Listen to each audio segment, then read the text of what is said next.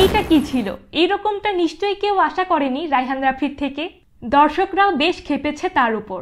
আর খেপবে নাই বা কেন? দিনে দুপুরে কি কেউ কাউকে এইভাবে ভয় দেখিয়ে দেয়?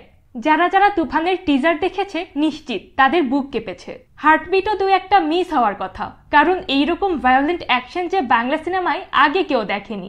রায়হান রাফি এতটা বাড়াবাড়ি না করলেও পারত, কারণ তুফান দেখার পর শাকিব খান এবং রায়হান রাফির থেকে মানুষের এক্সপেকটেশন যে আরো বেড়ে যাবে। এমনকি হলিউড, বলিউড, তামিল সিনেমা বাদ দিয়ে মানুষ বাংলা সিনেমা হলে গিয়ে দেখতেই বেশি পছন্দ করবে।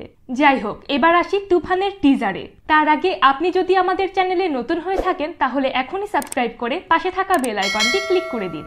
আর কথা না বাড়িয়ে চলুন ঘুরে আসি টিজার থেকে।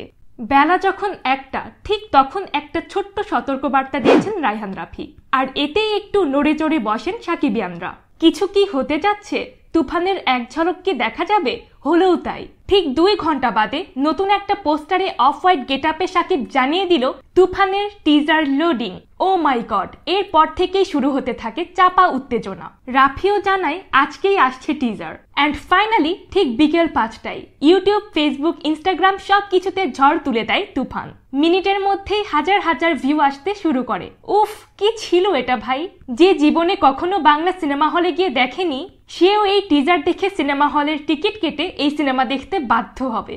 আর টিজার নিয়ে কি বলবো, 1 মিনিট 28 সেকেন্ডের এইটুকু একটা ভিডিও আপনার দম বন্ধ করে দিতে যথেষ্ট।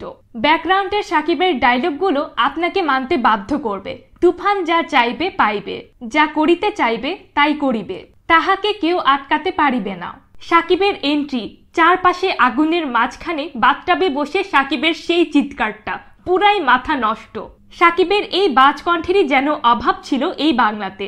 শুধু ডায়লগ না, গুলি ছোড়াটাও বেশ নিখুঁত ছিল, যা দেখে আপনিও চঞ্চল চৌধুরীর মতো বলবেন তুফান খুব ভয় পাইছি রে। সাকিবের অভিনয় নিয়ে তো আর কথা না বলাই ভালো। আর শেষে চঞ্চল চৌধুরীর অভিনয়টাও ছিল অন্য লেভেলের। ব্যাকগ্রাউন্ড মিউজিক, ভিএফএক্স, কোনো কিছু নিয়ে কোনো কথা বলার কোনো স্কোপই রাখেনি রায়হান রাফি।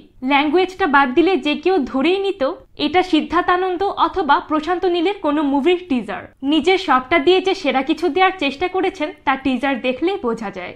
যদিও বোঝার এখন অনেক কিছু বাকি আছে। क्योंकि ये तो बस टीजर था, পিকচার তো আভি ভি বাকি হ্যাঁ মেরে দোস্ত। সত্যি বলতে রায়হান রাফি আমাদের গর্ব। তিনি এখন শুধু পরিচালক নয়, বাংলা সিনেমার আশা ভরসা বলা যায়। তুফানের টিজার শুধু তুফানকে নয়, বরং বাংলাদেশের সিনেমাকে একটা আলাদা জায়গায় নিয়ে যাবে, যেখানে বাংলাদেশের সিনেমা নিয়েও সবাই দুবার করে ভাবতে শুরু করবে। সবশেষে এটাই বলতে হয়, যতই আমরা বিদেশি সিনেমা দেখে উপভোগ করি, আনন্দ পাই না কেন, দিন শেষে এটাই ভাবতাম কবে আমাদের দেশেও এমন সিনেমা তৈরি হবে, কবে আমরা আমাদের সিনেমা হলে আমাদের ভাষায় বিশ্বমানের সিনেমা দেখব। সেই স্বপ্নগুলোকে বাস্তবায়ন করতেই যেন তুফান আসছে, যা আগামী 100 বছর পরেও থেকে যাবে বাঙালির হৃদয়ে। আজ তাহলে এই পর্যন্তই। আর ভিডিও ভালো লাগলে অবশ্যই লাইক অ্যান্ড শেয়ার। তুফানের টিজার এই পর্যন্ত আপনি কতবার দেখেছেন জানিয়ে যাবেন কমেন্ট বক্সে। খুব ভয় পাইছি রে।